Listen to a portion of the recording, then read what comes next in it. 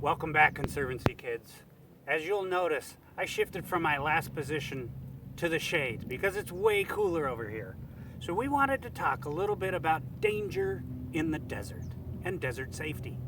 When you come out to the desert, you want to be well prepared to take care of yourself and maybe even take care of one of your friends or your parents or things like that.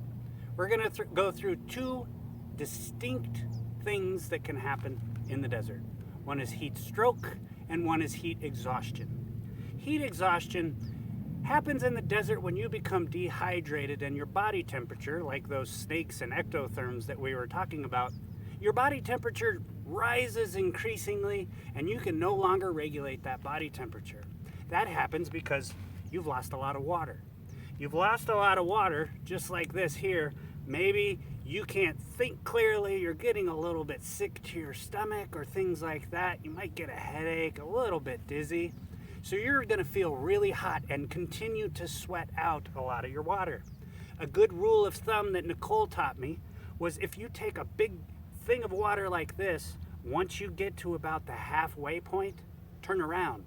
Because you're going to need the other half to get out of where you got to. So you've got half of your water gone, turn around and go back home because you've got the other half to get you there.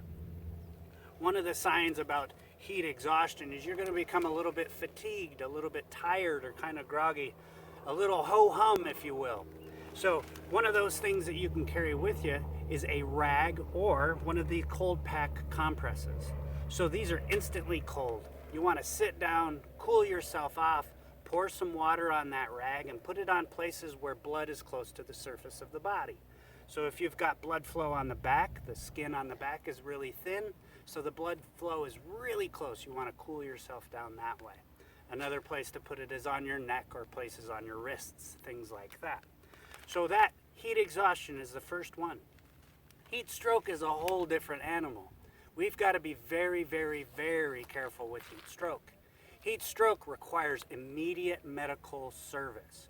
You have to dial 911. Signs of heat stroke are a dry skin. You're no longer sweating. The person is no longer sweating. You've got to immediately recognize that and start to dial 911. You don't want to give water to somebody that's got heat stroke because they may lose that water it might come right back up.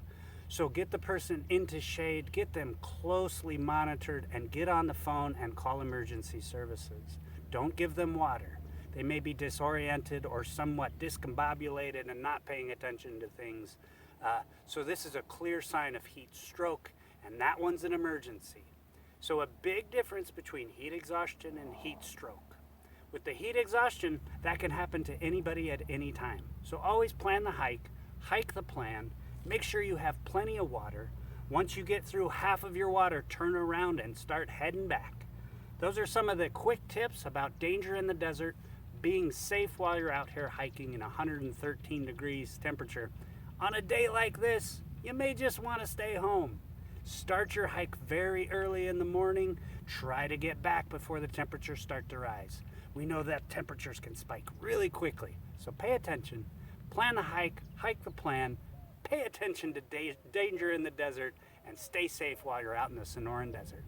It's good to see you. Have a great day and welcome back. Thanks.